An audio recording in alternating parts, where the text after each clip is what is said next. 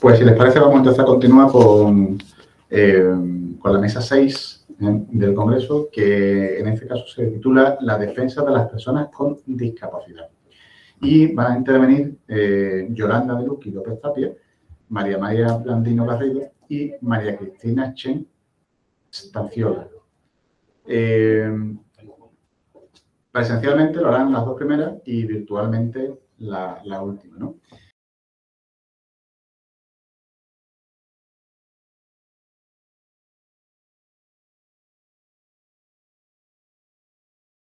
Vamos a comenzar entonces presentando a la profesora Yolanda de Luque López Tapia, que es profesora titular de Derecho Procesal en la Universidad de Málaga. Su línea fundamental de investigación está basada en la tutela judicial efectiva de las personas vulnerables, precisamente. Ha realizado estancias de investigación en Reino Unido, en Cambridge y en Bristol, y ha participado también en numerosos proyectos de investigación relacionados con la proyección del derecho procesal en relación con las personas vulnerables.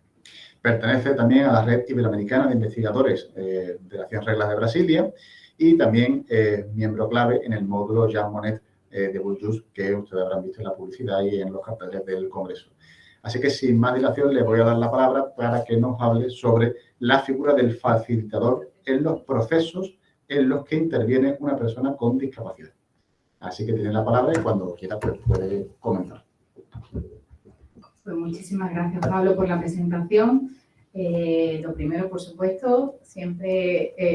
es un placer estar en Cádiz. Hace poco estaba en Colombia, ahora estoy en Cádiz, hace una semana, estoy últimamente viajera, pero los dos sitios son parecidos en cuanto a hospitalidad y en cuanto a cordialidad de todos los miembros que intervienen en este congreso, por supuesto. Y, por supuesto, mis primeras palabras han de ser de agradecimiento al director de esta jornada, el profesor Arturo Álvarez Alarcón, y a todos los que componen su equipo, a José, a Pablo, a Isabel, a Ana, que no está aquí, por haberme invitado a participar y por hacerme un hueco siempre en su equipo de investigación. No en vano soy parte en el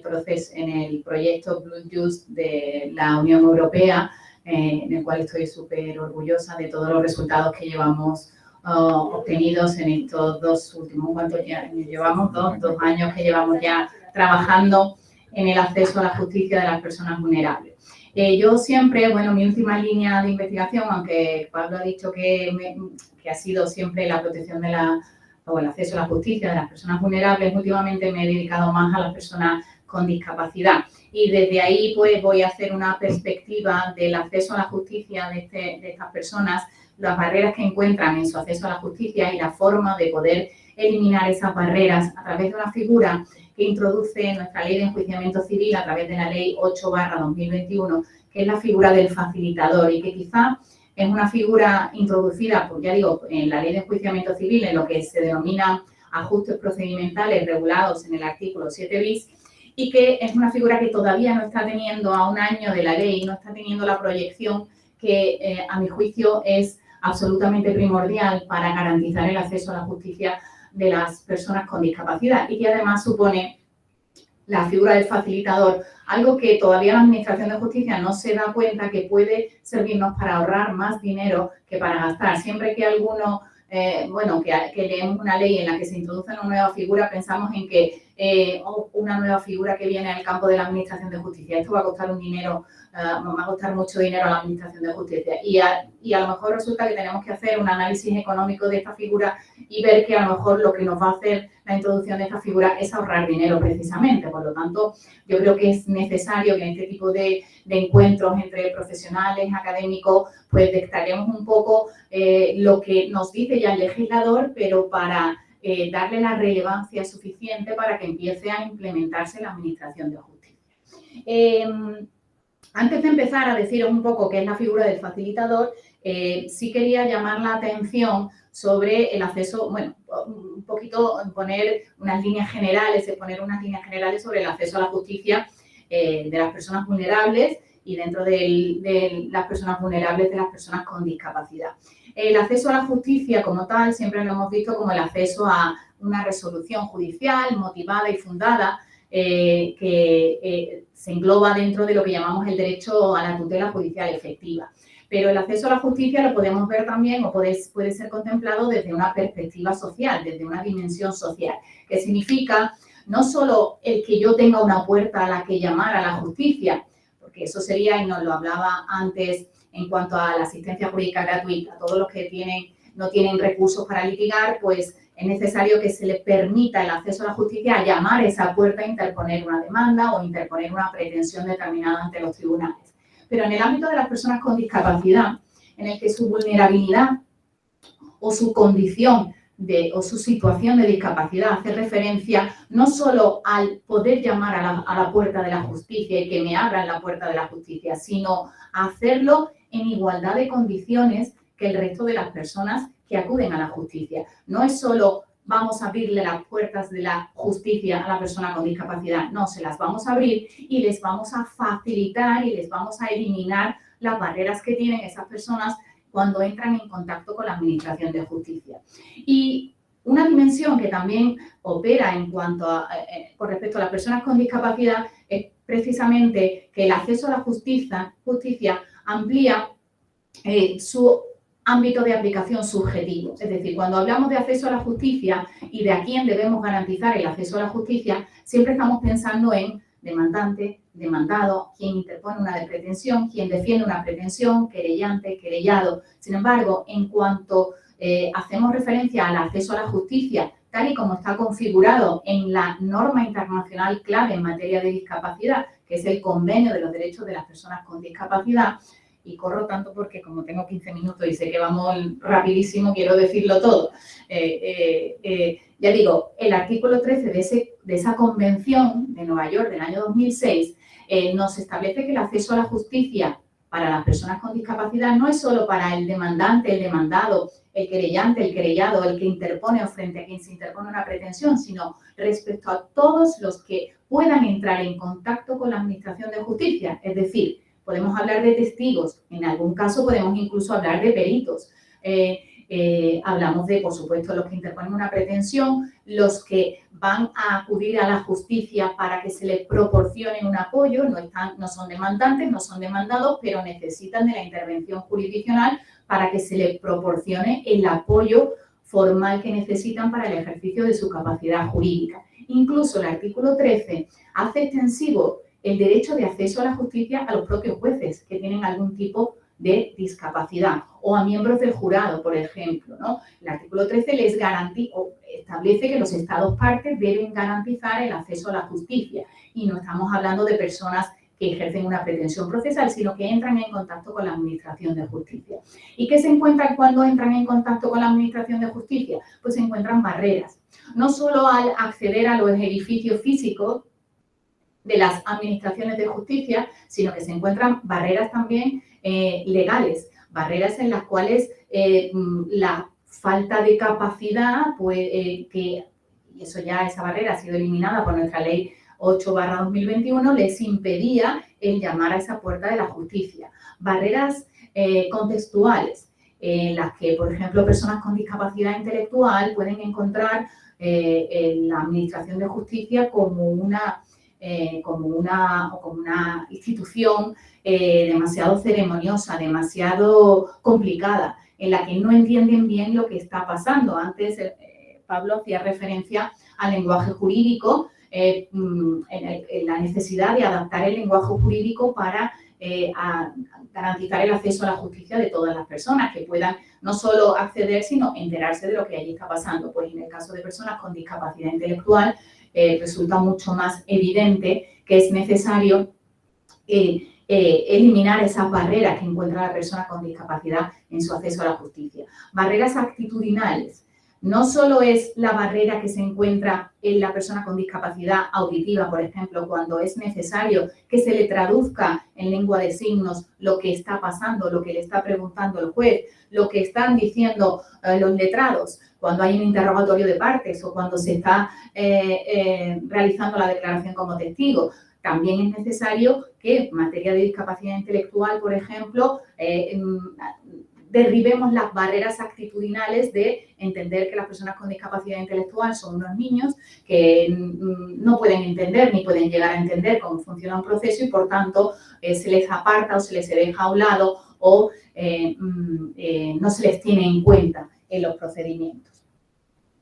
¿Qué otro tipo de barreras nos podemos encontrar? Las económicas, por supuesto, también se potencian en el ámbito de las personas con discapacidad, o las barreras digitales, ¿no? Ya la profesora Diana ayer habló de las brechas digitales que en materia de discapacidad pues, pueden resultar o se entienden, pueden ser, tienen una dimensión, como si dijéramos, bipolar, ¿no? O sea, puede ser un beneficio la digitalización para las personas con discapacidad, pero al mismo tiempo la brecha digital puede ser más grande. Pues bien, estas barreras que encuentra la persona con discapacidad en su acceso a la justicia, es necesario que se vayan eliminando para garantizar, para cumplir con lo preceptuado en el artículo 13 de la Convención, y eso se tiene que realizar a través de lo que establece el propio artículo 13, que se denomina ajustes procedimentales. Es decir, desde el año 2008, España está obligada a realizar esos ajustes procedimentales de los que habla el artículo 13 y que significan que allá donde hay una persona con deficiencia auditiva en la Administración de Justicia, ya sea como testigo, como parte demandante, como parte demandado, es necesario que haya un traductor de lengua de signos. Allí donde haya una persona con discapacidad intelectual, en un proceso, por ejemplo, pensemos en una víctima en un proceso penal, es necesario que haya un traductor, porque las personas con discapacidad intelectual necesitan traductores, sobre todo en una materia tan importante como es la credibilidad de su testimonio. Muchas veces, bueno, traía unas diapositivas, pero que luego explicaré el impacto que tiene el facilitador. Muchas veces los procesos penales se sobreseen, se archivan. ¿Por qué? Porque el juez no puede extraer el testimonio de la persona con discapacidad.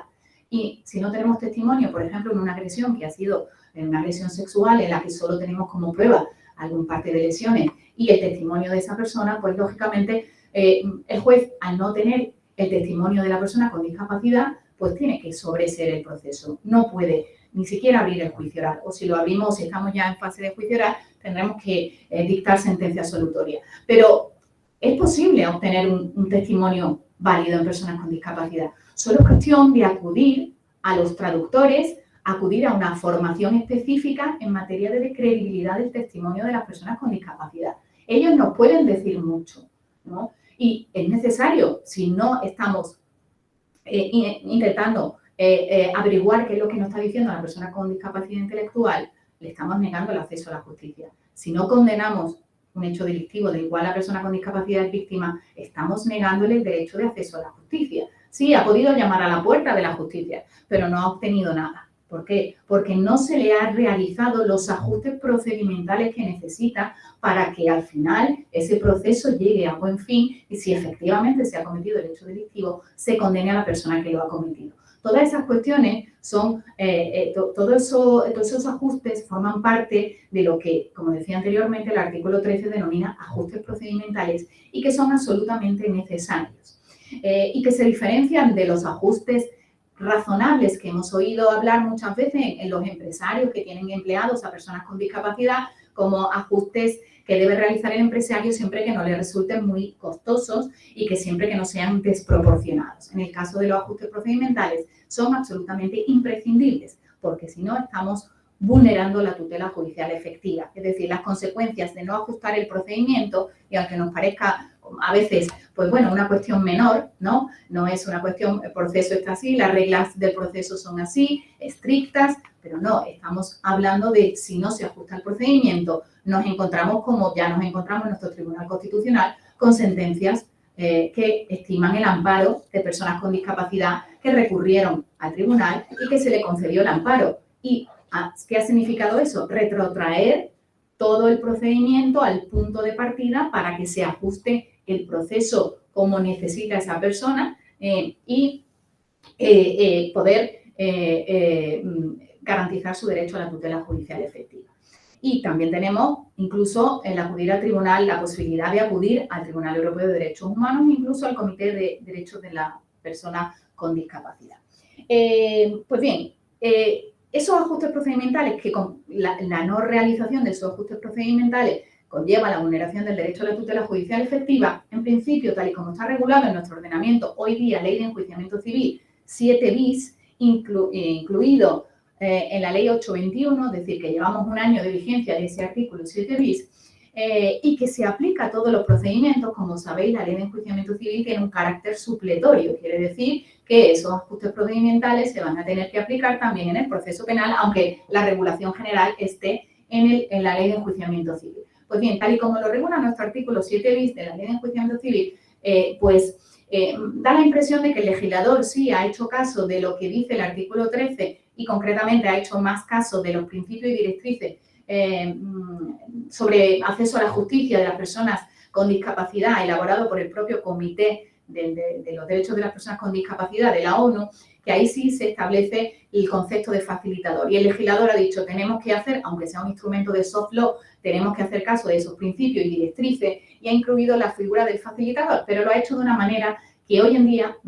resulta difícilmente aplicable. ¿Por qué? Porque lo ha regulado de manera voluntaria. Es decir, el que quiera llevar un facilitador, que lo lleve. La persona con discapacidad que quiera llevar un facilitador, que lo lleve. Pero ¿de dónde saco yo un facilitador?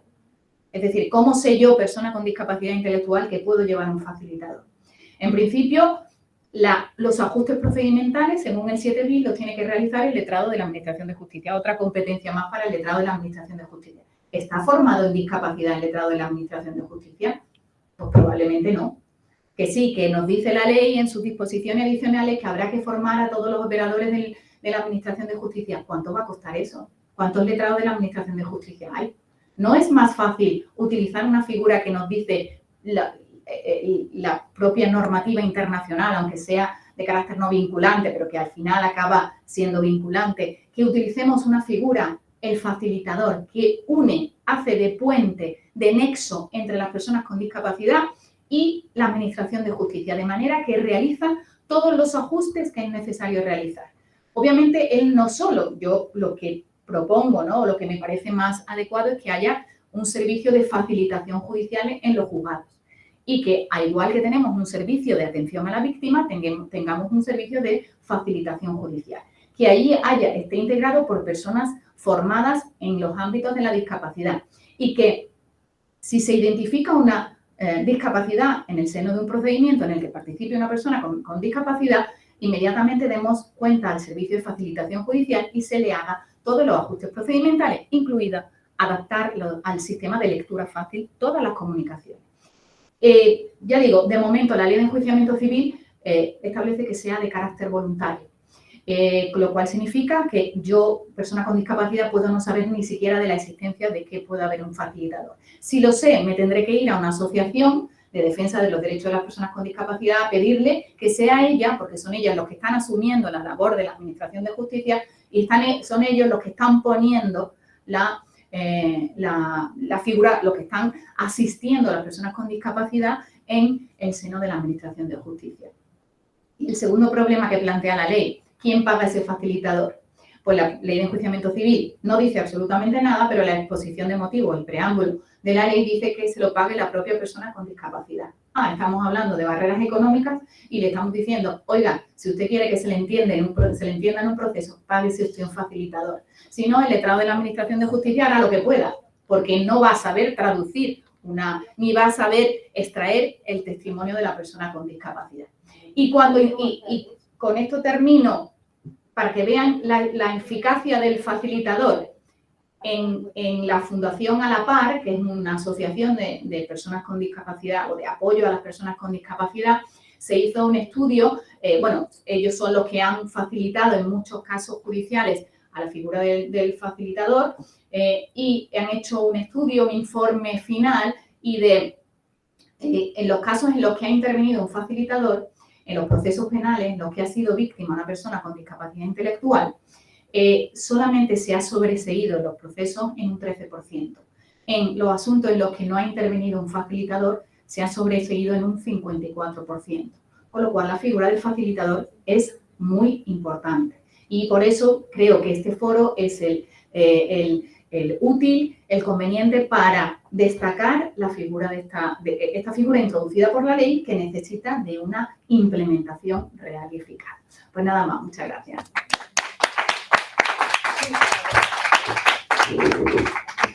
Muchas gracias, Yolanda, por tu intervención, por arrojarnos algo de luz sobre esta figura que yo la verdad es que desconocía. Vamos, sí sabía, pues, a través tuya de tu Twitter, que tú sé que estás trabajando mucho este tema, que bueno, que estamos trabajando, pero la profundidad, digamos, la desconocía, ¿no?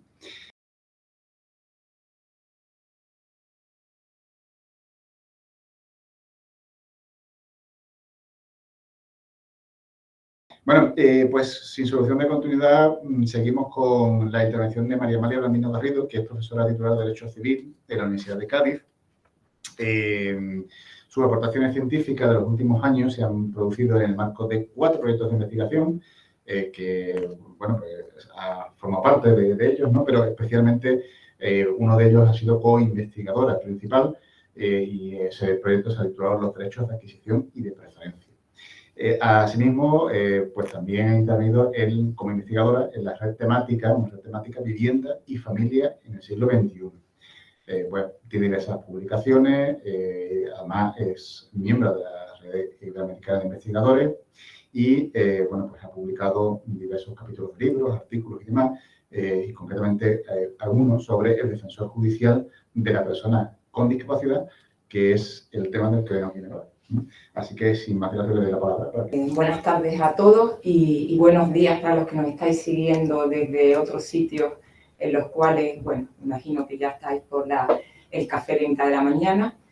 Doy las gracias a los organizadores del Congreso y al director por la invitación. Y además me gustaría públicamente reconocer la labor que lleváis a cabo. Es cierto que puede considerarse que mi afirmación está sesgada por los lazos de amistad, incluso en un caso de parentesco que me unen con los investigadores del grupo de Jurisdictio, pero es una realidad. En la Universidad de Cádiz, en la Facultad de Derecho, vuestro grupo es la envidia de los demás, puesto que recibimos continuamente convocatorias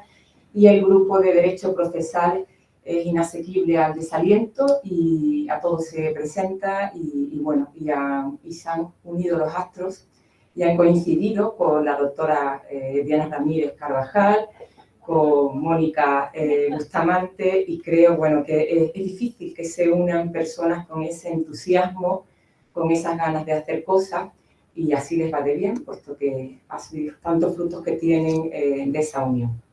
Bien, dicho lo cual, recojo el testigo del profesor Pablo García Molina para tratar de un tema que es el defensor judicial, pero en este caso de las personas con discapacidad. El profesor García Molina nos ilustraba sobre esta figura y nos decía que era una figura tuitiva pensada especialmente para cuando hay un conflicto de intereses entre el menor de edad y sus progenitores. Si este congreso se hubiera celebrado antes de 2021, pues seguramente hubiera sido una duplicidad, que hubiera 2 intervenciones, una del defensor judicial del menor de edad y otra la que voy a comenzar yo ahora. Sin embargo, en nuestro ordenamiento, en el ordenamiento español, la esencia del defensor judicial de la persona con discapacidad se ha visto totalmente revitalizada a raíz de la promulgación de una ley, la Ley 8/2021, por la que se reforma la legislación civil y procesal en materia para el apoyo a las personas con discapacidad en el ejercicio de su capacidad jurídica. Esta ley ha supuesto el cambio radical de nuestro sistema sobre la discapacidad. Ténganse en cuenta que solamente en la reforma que ha afectado al Código Civil han sido más de 100 artículos los que se han visto modificados. La ley se dicta porque teníamos un compromiso vinculante que teníamos que adaptar a una convención internacional, la Convención Internacional de Nueva York, que se suscribió en el 2006 sobre personas con discapacidad, y por tanto, con más de 13 años de retraso, el legislador español dio cumplimiento a esta convención dictando la ley que les decía. La convención, en su artículo 1, identifica de forma amplia a personas con discapacidad como aquellas que tengan deficiencias físicas, mentales, intelectuales o sensoriales a largo plazo que, al interactuar con diversas barreras, y aquí enlazo con el concepto de persona con situación de vulnerabilidad que comentaba ayer el profesor Álvarez Alarcón, puesto que las personas son discapacidades porque se encuentran con ciertas barreras que impiden al final su participación plena y efectiva en la sociedad en igualdad de condiciones con las demás. Pues bien, ¿en qué consiste el cambio que ha supuesto o que ha introducido esta ley en el tratamiento de las personas con discapacidad? Pues bien, la reforma prescinde de una distinción tradicional que se ha utilizado en nuestro ordenamiento, que es la distinción entre capacidad jurídica y capacidad de obrar. Y distingue y ya desaparece esa distinción porque se va a hablar, ahí lo de lo que dice la Convención, simplemente de capacidad jurídica o simplemente de capacidad. Y esa capacidad engloba la titularidad de derechos y también el ejercicio. Se deja además atrás la figura de la incapacitación judicial. Ya no cabe incapacitar a una persona, ya no cabe modificar su capacidad de obrar y surge a partir de ahora la idea de que a la persona con discapacidad lo que hay que hacer es prestarle, en su caso, unas medidas de apoyo para que puedan ejercitar adecuadamente su capacidad jurídica en igualdad de condiciones que los demás. Pues bien, dentro de las instituciones o de las medidas de apoyo que establece la nueva regulación, pues las hay unas de naturaleza voluntaria, como son la autocuratela, los poderes preventivos, luego está la guarda de hecho y luego aparecen dos figuras que son ya, que surgen mediante su disposición en un procedimiento judicial, que son la curatela y el defensor judicial. Se suprime, por tanto, a las figuras anteriores del tutor de la persona mayor de edad y también desaparece la patria potestad prorrogada y rehabilitada. Pues bien, por una parte, la provisión de apoyos a una persona que sufre discapacidad deja de tener esos apoyos judiciales, dejan de tener un carácter preferente y además se supedita a la ausencia o insuficiencia de medidas voluntarias adoptadas por el propio interesado. Es decir, que lo que prevalece en primer lugar es qué ha sido o cuáles son la voluntad de la persona con discapacidad antes de comenzar con ese proceso de discapacidad que le impide ejercer sus derechos de forma igualitaria. Y en este sentido, el Código Civil recalca la idea de que hay que atender siempre a la hora de dictar la medida de apoyo a cuál ha sido la voluntad, los deseos y preferencias, estas tres palabras se repiten continuamente, de las personas con discapacidad. Y en este sentido cabe mencionar una sentencia del Tribunal Supremo de 19 de octubre del 2021. En este caso, una mujer que tenía 6 hijos había manifestado expresamente su voluntad en una escritura pública respecto a quién deseaba que le prestara apoyos cuando no pudiera ejercer su capacidad jurídica.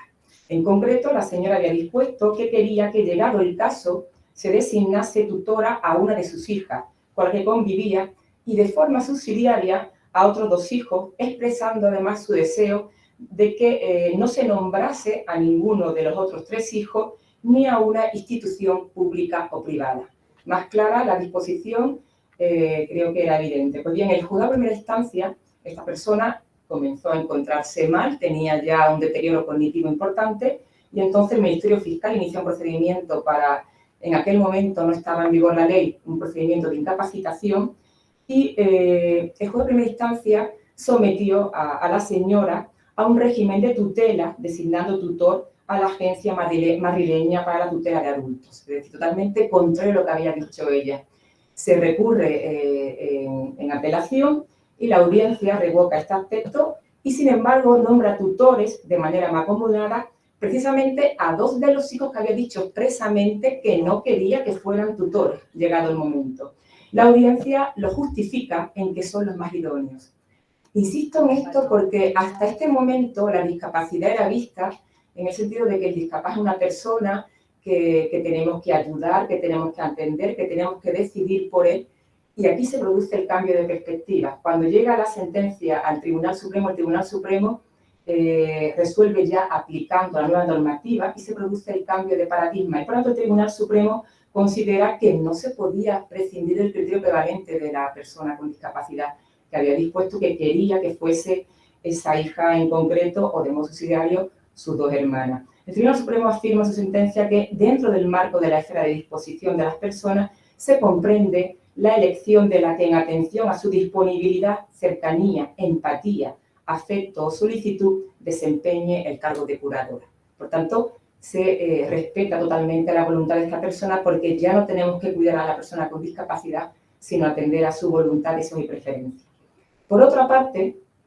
quisiera destacar que la curatela y el defensor judicial con la reforma tienen un carácter subsidiario, puesto que la figura prevalente, la medida de apoyo fundamental, va a ser la guarda de hecho. Por tanto, si la persona con discapacidad está bien atendida con los familiares con los que vive y no necesita de que se le nombre, como se hacía hasta ahora, un tutor, un curador, una incapacitación, se va a establecer que permanezca con ese guardador de hecho. Y traigo a colación en este sentido una sentencia reciente de la Audiencia Provincial de Vizcaya, de 29 de marzo del 2022, el caso de un anciano de 93 años que en lo relativo a la atención, a la asistencia, digamos, de limpieza de personal y de la casa, pues tenía los servicios de la asistencia social y que vivía cerca de allí con 3 hijos que se iban turnando y lo atendían en lo que precisaba. El Ministerio Fiscal aquí puso una demanda en la cual pretendía someter a esta persona a una curatela y la Audiencia Provincial, yo creo que totalmente en línea con esta reforma, dispuso que no era preciso, puesto que no se ha acreditado que esta persona precise ayuda, nombramiento de una curatela ni de un defensor judicial y que, por tanto, puede seguir siendo atendido por quienes ejercen eficazmente esa guarda de hecho. Bien, en relación a las medidas de apoyo se ha planteado qué sucede cuando la propia persona con discapacidad se opone a que se adopte una medida de apoyo. Si la persona con discapacidad no quiere que se le nombre un curador, no quiere que se le nombre un defensor judicial, ¿es posible que se adopte esa medida en contra de la voluntad de la persona con discapacidad? El tema ha sido resuelto en una sentencia del Tribunal Supremo de 8 de septiembre de 2021. El caso se lo resumo brevemente. Es un señor de 66 años que vivía en Asturias solo y que no se le conocían parientes próximos. Esta persona, lo que sucede es que sufría el denominado síndrome de Diógenes, acumulaba basura,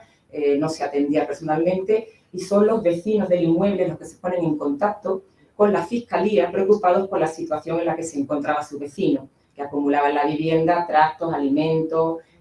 recogía los cubos de basura. Pues bien, el Ministerio Fiscal presenta una demanda solicitando que esta persona se le incapacite y que se le nombre en principio antes de la ley un tutor que actúe en su nombre y que imponga esos cuidados que él no llevaba a cabo. El tema es complicado y finalmente llega el asunto al Tribunal Supremo. Y el Tribunal Supremo, en una decisión que en parte ha sido criticada, porque al final realmente nos estamos cargando las reformas. Porque esta persona, lo que pasa es que a mi modo de ver quizás aquí influye que esa discapacidad que la persona al final está afectando a la sociedad. Finalmente el Tribunal Supremo establece bien un régimen de curatela meramente asistencial, es decir, la curatela puede ser asistencial o representativa, en cuyo caso decide en lugar de, establece una curatela meramente asistencial y el Tribunal Supremo establece lo que les decía, dice no intervenir en estos casos bajo la excusa del respeto a la voluntad manifestada en contra de la persona afectada sería una crueldad social, abandonar a su desgracia a quien por efecto directo de un trastorno mental no es consciente del proceso de degradación personal que sufre. Por tanto, creo que la sentencia pone en el punto clave los problemas que tiene esta reforma, que a mi modo de ver es muy bonita, pero quizás se aleja de la realidad de muchas personas con discapacidad, que lamentablemente es difícil saber cuáles son sus voluntades y preferencias. Bien, en relación al nombramiento de la persona al nombramiento de defensor judicial de la persona con discapacidad, insisto antes de adentrarme en los supuestos en los cuales procede su nombramiento, en que la reforma hace un giro importante de planteamiento, puesto que ya hay una distinción clara entre el defensor judicial del menor de edad, que está pensado para proteger el interés superior del menor, y el defensor judicial de la persona con discapacidad, que ya no está pensado para defender el superior interés de la persona con discapacidad, sino que lo que tiene que actuar es guiado para respetar la voluntad, deseos y preferencias de la persona a la que preste apoyo.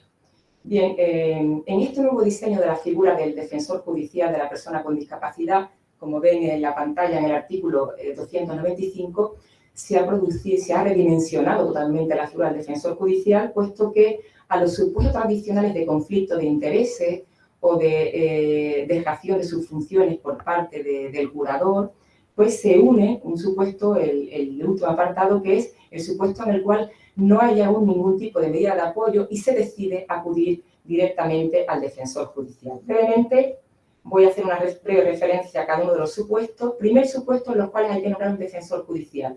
Cuando por cualquier causa la persona que debe prestar apoyo no desempeñe sus funciones. Supongamos que hay una señora que tiene Alzheimer, que es su hijo o su hija quien ejerce esa guarda de hecho o quien ejerce la curatela judicial, y que ese hijo tiene que trasladarse a Colombia con la doctora Ramírez y que, por tanto, no puede atender durante un periodo a su madre, o que, pues, lamentablemente, pues tiene que ingresar en un hospital y que no va a poder durante 2 meses, por ejemplo, atender a esa persona con discapacidad. ¿Quién atiende? ¿Quién cubre? ¿Quién está con la persona con discapacidad? Pues este es un primer supuesto en el que se nombraría un defensor judicial. Siempre que, por supuesto, estemos ante un supuesto en el cual esas circunstancias son de carácter temporal. Segundo supuesto en el cual aparece la figura del defensor judicial, pues cuando existe un conflicto de intereses. ¿Y qué entendemos por conflicto de intereses? Pues cuando hay un supuesto en el cual se produce una oposición entre el interés de la persona con discapacidad y el interés de la persona que ejerce la medida de apoyo, por supuesto siempre esa oposición en perjuicio de la persona con discapacidad. Por ejemplo, en una partición hereditaria, supongamos que hay una persona con discapacidad que quien ejerce el apoyo es su hermano y ahora fallece uno de los progenitores y se plantea la partición de la herencia. Efectivamente, en este caso, el curador tiene un interés que puede entrar en conflicto con el hermano con discapacidad, puesto que a la hora de repartir los bienes de sus progenitores, pues, bueno, hay una duda de que vaya a actuar de manera objetiva. Otro supuesto donde puede haber un conflicto de intereses, pues supongamos una madre que es guardadora de hecho o curadora de un hijo de 20 años y ahora el padre, el presunto padre, ha interpuesto una demanda reclamando la paternidad de esa persona que es mayor de edad y que tiene una discapacidad. Y en este caso hay un conflicto de intereses, puesto que debe prevalecer la determinación de la paternidad, pero bueno, puede que a esa madre no le interese que se determine esa paternidad y, por tanto, en ese procedimiento se debe nombrar un defensor judicial que ampare a la persona con discapacidad.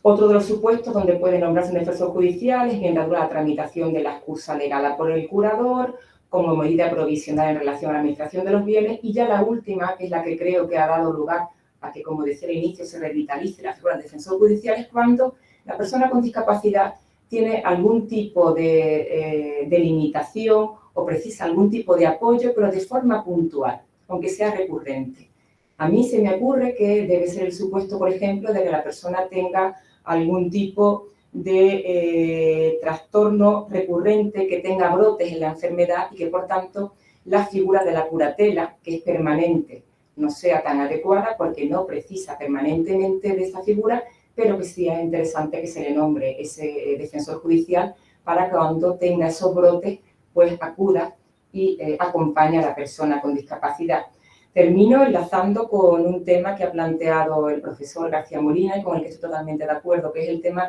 del nombramiento del defensor judicial. El Código Civil nos dice ahí que es el secretario judicial el que la autoridad judicial dice que nombrará defensor judicial. Hay una contradicción entre la ley de resolución voluntaria que habla del secretario judicial, la Administración de Justicia, y el Código Civil que habla de autoridad judicial. Creo que si estamos diciendo que el defensor judicial es una medida de apoyo que cumple la misma función que un curador, ¿por qué vamos a tener que nombrar al defensor judicial con menos garantías en el modo de ver por un letrado de la Administración de Justicia y no cuando es el curador, en cambio, por el juez? Y para finalizar, pues le quiero dar las gracias a la profesora de Luqui, puesto que esta investigación que he desarrollado ha sido gracias a una obra que ella dirigió, una obra sobre discapacidad, en la que me invitó a participar y es la oportunidad que he tenido para adentrarme en este tema en el que no había trabajado nunca y que realmente, bueno, pues es una línea que quiero continuar y se lo agradezco mucho que me invitara. ¿Vale? Muchas gracias a todos.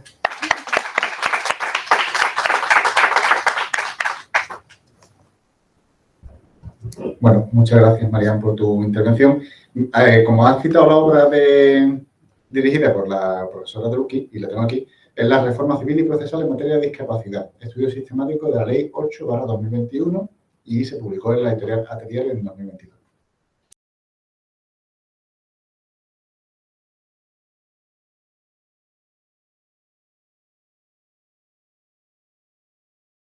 Bueno, pues continuamos entonces con la siguiente intervención, en este caso a cargo de María Cristina Chen Stanciola. La profesora Chen es magistrada de la Corte Suprema de Justicia de Panamá, tiene una extensísima formación, ha sido doctora en Derecho por la Universidad Católica Santa María la Antigua, doctora en Administración, Hacienda y Justicia en el Estado Social por la Universidad de Salamanca, maestra en Derecho Mercantil, maestra en Derecho Procesal, especialista en asesoría jurídica de empresas. Bueno, una formación extensísima que nos pegaríamos hasta mañana hablando sobre su formación, ¿no? Y luego también cuenta con múltiples publicaciones de interés para lo que nos ocupa, por ejemplo, la protección procesal de los derechos humanos en Panamá o las sentencias constitucionales, contenidos, límites y alcances en materia de protección de los derechos fundamentales, ¿no? Además, es miembro de múltiples instituciones, ¿no? Como el Instituto Colombo Panameño de Derecho Procesal o del Instituto Iberoamericano de Derecho Procesal, entre otros, ¿no? Y hoy nos va a hablar sobre la protección de los derechos de las personas con enfermedades crónicas. Así que, sin más, le doy la palabra para que cuando quiera pueda comenzar su intervención. Muchísimas gracias. Un saludo a todos desde Panamá. Quiero iniciar agradeciendo al profesor Arturo Álvarez Alarcón la oportunidad de participar en este congreso, y con la venia de ustedes quisiera mandarle un fuerte abrazo a la distancia a mis amigas Diana Ramírez Carvajal y Mónica Bustamante, que se encuentran en el evento. Para mí es significativo poder hablar de la defensa de los derechos fundamentales de las personas con discapacidad, porque soy una firme creyente de que debemos todos estar comprometidos en la construcción de una sociedad en la que todos quepan. Y por supuesto, el pensar en las personas con discapacidad en motivo o por causa de una enfermedad, en este caso, es uno de los compromisos fundamentales de todos. Yo quiero iniciar señalando que en Panamá el origen de la ley de protección a personas con enfermedades crónicas es uno muy sentido, porque se debió a una activista de derechos de las personas con enfermedades crónicas que vivió ser paciente de cáncer y que lamentablemente falleció antes de la aprobación de la ley que ella propugnó que se aprobara en Panamá. Era un compromiso pendiente del Estado panameño que se concretiza con la emisión de la Ley 59 de 2005, por medio de la cual se dictan normas de protección laboral para las personas con enfermedades crónicas, involutivas o degenerativas que produzcan discapacidad laboral. Esa ley, que obviamente debía ser aplicada por los tribunales, que era una realidad desde el año 2005, tuvo un tropiezo fundamental. Y es que la normativa misma de la ley entendió que había que proteger el derecho a la salud a través de la conservación del puesto de trabajo de una persona que padecía una enfermedad crónica. Sin embargo, la ley también dispuso que debía crearse una comisión interdisciplinaria que evaluara la condición de salud de la persona y que determinase si el padecimiento de esa enfermedad era considerada una que generaba discapacidad laboral. Y precisamente ese fue el primer obstáculo para la protección de los derechos de las personas con enfermedades crónicas, puesto que no se creaba la comisión interdisciplinaria. en una modificación que hubo a través de la Ley 25 de 2018, se estableció que en ausencia de esa comisión interdisciplinaria tenía que ser certificada la enfermedad crónica por 2 médicos especialistas. Y se genera entonces otra dificultad, que es que las personas con enfermedades crónicas, a pesar de que habían logrado la ley de su protección, de su capacidad o puesto laboral, se enfrentaban con sendos despidos en función precisamente de ser personas con necesidades especiales. Y en ese momento, la interpretación de los tribunales en Panamá fue de que no existía la comisión interdisciplinaria o que no se cumplía con la carga probatoria de las 2 certificaciones de médicos especialistas. Y lo digo porque quizás hay que entender cuál es la estructura jurídica panameña. Por ejemplo, la Corte Suprema está conformada por 9 magistrados. Cada uno integra una sala, sala primera de lo civil, sala segunda de lo penal y sala tercera de lo contencioso, administrativo y laboral. Pero los 9 magistrados, por mandatos de la Constitución Nacional, en el artículo 206, se constituyen en Tribunal Constitucional. Y esto es importante porque si se trata de protección de personas con enfermedades crónicas que vengan del sector estatal, van a tener que acudir necesariamente a la sala tercera de lo contencioso, administrativo y laboral. Y la sala tercera en su momento manifestó que no se cumplía con la ley. Sin embargo, hubo un cambio jurisprudencial importante en el año 2015 y ese cambio jurisprudencial que hace la sala tercera a través de un giro en donde considera que hay una inactividad de la administración. En esa sentencia, la sala tercera estableció una sentencia de 29 de abril de 2015. Hizo el cambio jurisprudencial estableciendo que el no constituir la comisión interdisciplinaria era una inactividad de la administración que no podía ser imputada al administrado. También se basó en la confianza legítima en las actuaciones del Estado, en las que las personas que padecían de enfermedades crónicas podían legítimamente confiar que se encontraban amparadas por un fuero especial. Y a partir de allí es donde realmente inicia una jurisprudencia activa, una jurisprudencia verdaderamente protectora de los derechos fundamentales de las personas con enfermedades crónicas. La evolución jurisprudencial ha dado, por ejemplo, para que se considere no solamente el establecimiento de las 2 certificaciones de las enfermedades que padece la persona a través de médicos especialistas idóneos, sino que además de ello se ha ido evolucionando en el sentido de que la construcción jurisprudencial ha establecido que cuando una persona invoca el padecimiento de una enfermedad crónica, la entidad nominadora o su empleador en el sector privado debe automáticamente activar la protección del fuero laboral de las personas con discapacidad. Y que aunque la persona que padezca una enfermedad crónica no haya señalado asertivamente, es decir, no haya evidenciado de ninguna manera que padece de una enfermedad, cuando lo comunica, automáticamente se activa un fuero de protección que entraña un mecanismo de verificación. Y ese mecanismo de verificación es muy interesante porque no está concebido como tal en la ley. La ley sigue hablando de una comisión interdisciplinaria, la ley sigue hablando de la probanza de la enfermedad crónica a través de 2 certificaciones de médicos idóneos especialistas. Sin embargo, la jurisprudencia ha entendido la necesidad de activamente proteger los derechos fundamentales de las personas con enfermedades crónicas para garantizar no solamente su puesto de trabajo, sino el acceso a las condiciones que le permitan a esa persona desarrollar un proyecto de vida, que le permita desarrollar integralmente su personalidad,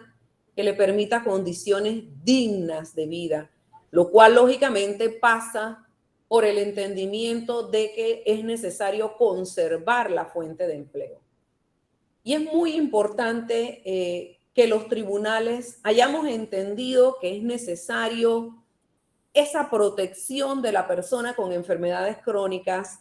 puesto que se daban muchos despidos o desvinculaciones en el sector público, porque la persona con enfermedad crónica necesita cuidados especiales, necesita atención médica, necesita pedir permisos laborales para asistir a sus atenciones médicas, y eso provocaba tanto en el sector público como en el privado despidos contra estas personas, lo cual fue considerado por la Corte como discriminatorio a la condición de la persona,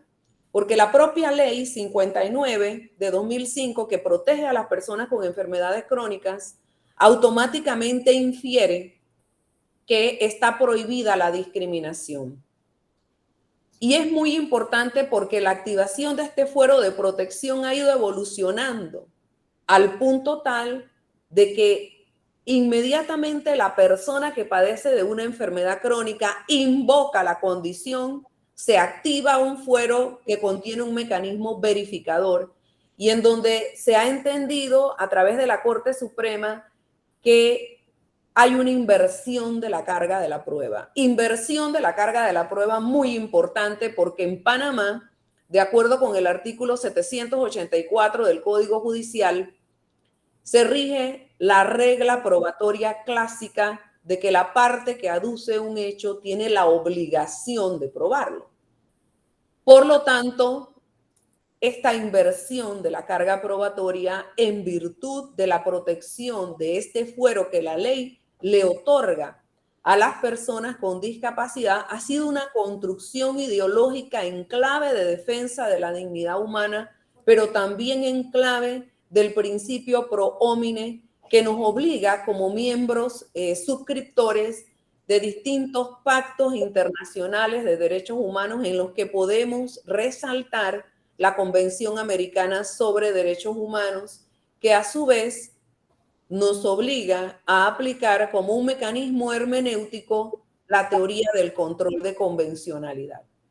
e integrar no solamente la jurisprudencia de la Corte Interamericana sobre Derechos Humanos, sino también los instrumentos que conforman el Corpus Juris Interamericano.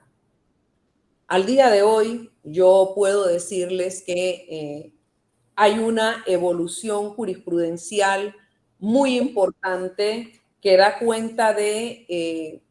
no solamente este mecanismo protector que se activa automáticamente, y en el cual, si hay despido, a pesar de que el trabajador ha señalado que sufre o que padece de una enfermedad crónica, aunque no pruebe la discapacidad laboral, si hay despido, hay una modificación que se hace a la ley de enfermedades crónicas, que específicamente es la ley 151 de 24 de abril de 2020, que agrega un artículo que señala que en caso de despido que los tribunales consideren injustificados en virtud de la discriminación a una persona que padece de una enfermedad crónica, hay una obligatoriedad de reintegro y de pago de salarios caídos, y que la entidad nominadora, sea en el sector público o en el sector privado, tiene la obligación no solamente de reintegrar a la persona que padece de una enfermedad crónica, sino además de pagarle los salarios caídos dejados de percibir durante el tiempo que esta persona ha estado cesante en su puesto de trabajo. Y no solamente eso, sino poner al día el pago de prestaciones laborales, incluyendo las cuotas de seguridad social. Yo creo que, en definitiva, la protección de las personas con enfermedades crónicas en Panamá es una tarea en construcción. Creo que los tribunales estamos comprometidos con la protección de la vida y honra de estas personas, que pasa, por supuesto, con la protección de su derecho a la salud y de la conservación de su plaza de trabajo. Y digo que es una tarea en construcción, porque lo que queremos lograr es sensibilizar a través de nuestras jurisprudencias, también cumpliendo una función de educadores, una función docente, sensibilizar a nuestra sociedad en la necesidad de amparar y proteger a una persona que sufre de enfermedades crónicas. Que no sea el padecimiento de una enfermedad crónica una causa o un motivo para perder el puesto de trabajo. Yo también quisiera, antes de finalizar esta breve intervención, señalar que evidentemente también hemos visto en los tribunales personas que padecen de enfermedades crónicas que quizás no producen una discapacidad laboral, porque la ley, también debo decirles, se le critica que es muy amplia, estableciendo una enfermedad crónica como aquella que tiene una duración mayor a 3 meses. Y ha motivado, sí, en menor medida, algunas personas que, padeciendo de una enfermedad, lo han también utilizado para incumplir con sus deberes laborales. Y en estos casos, comprobado el incumplimiento reiterado e injustificado por parte de una persona que padece una enfermedad crónica, se ha entendido entonces, porque así lo ha establecido la ley, que el padecer de una enfermedad crónica tampoco puede ser una justificante para que alguien que tiene un puesto laboral no cumpla con sus obligaciones. Claro está, entendemos que el trabajador que padece de una enfermedad crónica va a tener necesidad de ausentarse para sus cuidados médicos e incluso de ausentarse del trabajo si así su condición de salud lo reclama. Pero, por ejemplo, les tengo que contar que en la pandemia tuvimos, producto de la pandemia, muchos casos de desvinculaciones de personas que, cuando fueron llamadas a ocupar nuevamente su puesto laboral, no quisieron regresar a su puesto laboral, argumentando sin ninguna causa justificativa que su enfermedad crónica les impedía regresar a trabajar. Y lo digo porque Panamá es uno de los países que mayor periodo de confinamiento tuvo. Nosotros prácticamente en el año 2020 tuvimos un confinamiento y una quizás suspensión de labores que demoró poco más de 7 u 8 meses. E incluso cuando se reactivaron las oficinas y dependencias públicas, se estableció un plan de reintegro progresivo en donde las personas que padecían de enfermedades crónicas fueron los últimos que se reintegraron. Aún así, a casi 2 años luego de la pandemia, estas personas, pocas debo señalar, no regresaron a su puesto de trabajo. Y en ese sentido, se ha interpretado, como ha establecido la ley y como es lógico, que un trabajador que padece de una enfermedad crónica, que no tiene una justificante para no cumplir con su trabajo, puede ser despedido siempre y cuando se establezca a través de un proceso disciplinario siguiendo el debido proceso en el sector público o los mecanismos que establece la ley laboral para efectos de poder despedir o terminar la relación laboral con una persona. Y esto porque la protección de las enfermedades crónicas requiere un compromiso de todos, pero también de los que padecen enfermedades crónicas, porque lo que queremos es lograr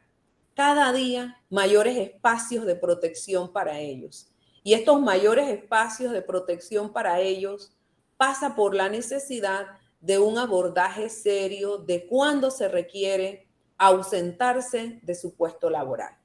Y yo creo que esas serían las excepciones, porque en grandes líneas debo señalar que tenemos un volumen de casos muy importantes de reintegros de personas que padecen enfermedades crónicas y que han sido desvinculadas de sus puestos de trabajo. Importante señalar que este fuero de protección se activa inmediatamente la persona comunica que padece de una enfermedad crónica. No debe presentar necesariamente las 2 certificaciones de los médicos especialistas e inmediatamente le corresponde al empleador la verificación del estado de salud de esta persona. Para luego entonces despedirla si es necesario, y si no, si lo hace al margen de lo que se establece la ley, y con esto concluyo, si lo hace al margen de lo que establece la ley, inmediatamente entonces corresponde el reintegro y el pago de los salarios caídos junto con las prestaciones laborales y sociales dejadas de pagar a este trabajador. Muchísimas gracias a todos por su amabilidad y atención. Muchas gracias. Bueno, pues con esto damos concluido con la intervención fantástica de María Cristina Chen. Nada mejor que esta intervención para cerrar ya la mesa de la defensa de las personas con discapacidad y también cerrar el día de hoy. Y les emplazo, por tanto, a mañana, 26 de octubre, a la mesa 7. Comenzaremos el día con mesa 7, que se llama Adaptación del proceso y de la gestión judicial a los ODS. Comienza a las 16, a las 4 de la tarde, en este mismo sitio. Así que hasta mañana.